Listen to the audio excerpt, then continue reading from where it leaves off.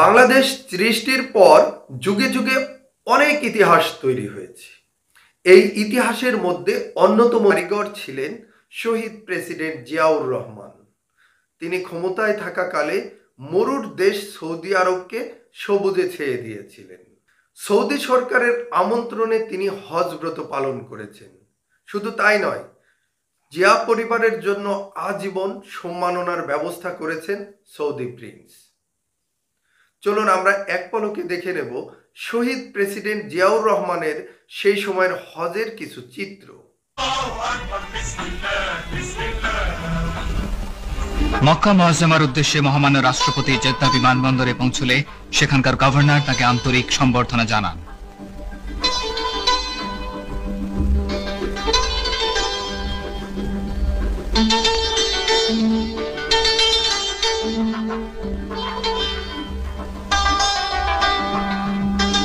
বিমানবন্দরের আনুষ্ঠানিকতা শেষে রাষ্ট্রপতি জিয়া রওনা হলেন পবিত্র মক্কা শরীফের উদ্দেশ্যে।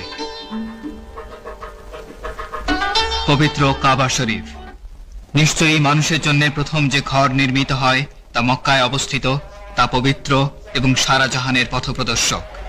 তাতে স্পষ্ট নিদর্শন সমূহ আছে এবং তার মধ্যে একটি মোকামে ইব্রাহিম। সেখানে যে প্রবেশ করেছে সে নিরাপদ হয়েছে এবং মানুষের ওপর আল্লাহর হক হচ্ছে সামর্থ্য থাকলে একবার খোদার ঘরে হজ ও উমরা করা। মক্কা মুআজ্জামায় রাষ্ট্রপতি তওয়াফ করেন পবিত্র কাবা শরীফ, চুম্বন করেন বাইতুল্লাহ শরীফে হাজরে আসওয়াদ। এরপর তিনি সাফা মারওয়ায় 7 বার সাই করেন। হে রহমানুর রহিম, হে পরওয়ারদিগার, তুমি আমাদের দোয়া কবুল করো।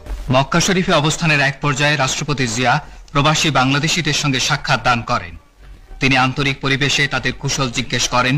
সাক্ষাৎকার অনুষ্ঠানে অন্যান্যের মধ্যে পররাষ্ট্রমন্ত্রী এবং অর্থমন্ত্রী উপস্থিত ছিলেন।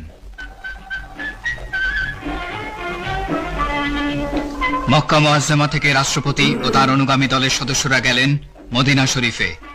মহাপবিত্র মদিনা মুনাওয়ারা মহানবী সৈয়দুল মুরসালিন রাহমাতুল্লিল আলামিন হযরত মুহাম্মদ সাল্লাল্লাহু আলাইহি ওয়াসাল্লামের রওজা মুবারক ধারণ করে ধন্য।